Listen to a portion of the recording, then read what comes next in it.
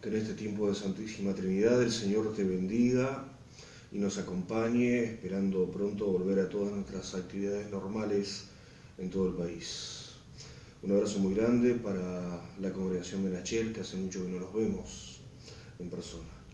Te invito a que comencemos nuestra devoción en el nombre del Padre, del Hijo y del Espíritu Santo. Amén. Y el texto para el día de hoy es el texto de San Mateo, capítulo 14, versículos 22 en adelante. Jesús camina sobre el mar. Enseguida, Jesús hizo que sus discípulos entraran en la barca y se adelantaran a la otra orilla, mientras él despedía a la multitud. Luego de despedir a la gente, subió al monte a orar. Aparte, cuando llegó la noche, Jesús estaba allí solo. La barca ya estaba en la mitad del lago, azotada por las olas, porque tenían el viento en contra. Pero ya cerca del amanecer, Jesús fue hacia ellos caminando sobre las aguas. Cuando los discípulos lo vieron caminar sobre las aguas, se asustaron y llenos de miedo gritaron: ¡Un fantasma! Pero enseguida Jesús les dijo: ánimo, soy yo, no tengan miedo. Pedro le dijo: Señor, si eres tú, manda que yo vaya hacia ti sobre las aguas. Y Jesús le dijo: ven. Entonces Pedro salió de la barca y comenzó a caminar sobre las aguas en dirección a Jesús. Pero al sentir la fuerza del viento tuvo miedo y comenzó a hundirse. Entonces gritó: Señor, sálvame. Al momento Jesús extendió la mano y mientras lo sostenía le dijo: hombre de poca fe, ¿por qué dudaste? Cuando ellos subieron a la barca, el viento se calmó. Entonces los que estaban en la barca se acercaron y lo adoraron diciendo: verdaderamente tú eres el Hijo de Dios. Hasta aquí la palabra de Dios del Santo Evangelio según San Mateo en el capítulo 14. Qué historia tan profunda y tan linda la de esta interacción de nuestro Señor Jesús con sus discípulos y estos milagros también.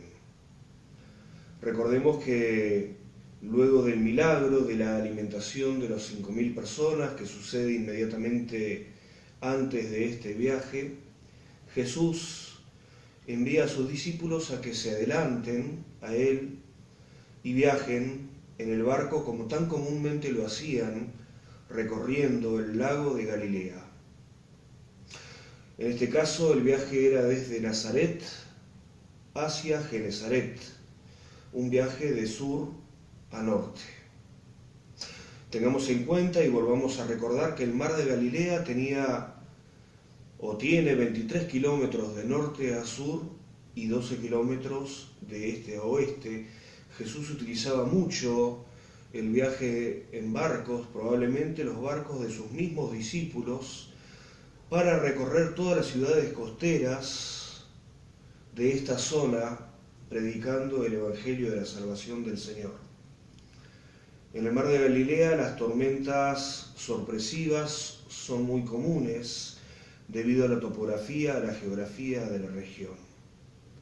En este caso Jesús los envió a viajar y nos podemos preguntar por qué nuestro Señor Jesucristo hace esto. También sabemos que muchos de los discípulos eran marineros experimentados. Sin embargo, igual, en esta historia y en la otra historia donde Jesús calma la tempestad, tuvieron miedo. Jesús luego viene caminando hacia ellos en medio del mar, en el momento del amanecer, y los discípulos se asustan al punto de pensar que él era un fantasma. Y también vemos al final de la historia como Pedro cree primeramente y luego duda y se comienza a hundir en el mar. Esta historia es absolutamente hermosa para todos nosotros y nos habla de las tormentas que quizás la Iglesia, el barco de la Iglesia y tal vez nosotros en forma individual tenemos que atravesar. Tormentas en lo económico, en lo familiar, en lo matrimonial.